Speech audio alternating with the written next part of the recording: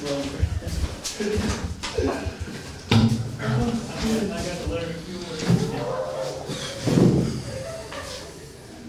Царцевич, главный тренер баскетбольного клуба Черкасский МАП. Прокомментируйте сегодняшнюю игру, довольно сложную для вас, особенно первый период. Прво поздравляю команду, которая выиграла очень важную игру за нас.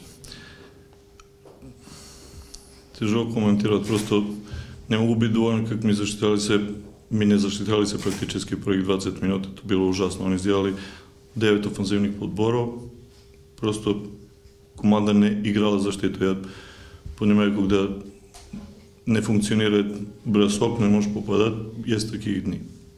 Мы практически разрешали ним, чтобы очень легко попадали, фастбрейков не било много, и то, что было, мы не забили, видели 2 раза 1-0, просто не попали, очень много легких мячей не сбросили в кольцо и вывели себе в положение, чтобы 35 минут догоняли опонент.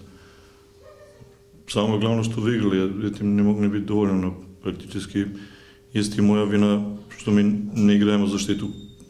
Тренировки в последних 20 дней были для отдыха, не для работы. Очень много травмированных игроков, которых травмы нет такие, чтобы они не играли, но просто боюсь, что бы было и что бы стало еще хуже.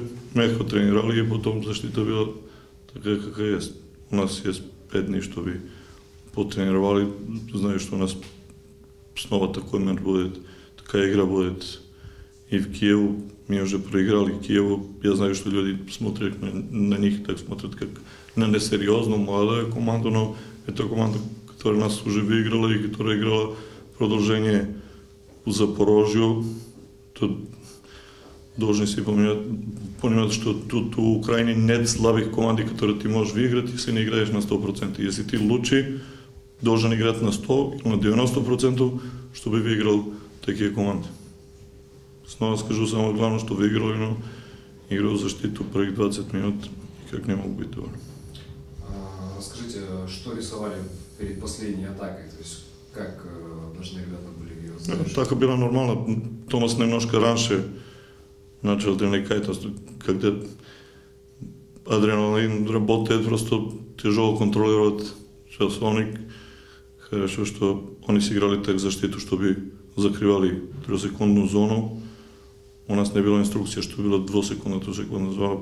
Практически 2 или 3 очка должны были попасть. Я сказал, что должны фокусироваться, если сделаем какой-то промах, чтобы и офензивный подбор сделали, потому что не было других тактических удовлетворений. Они оставили Хантера самого, и хорошо, что они это использовали.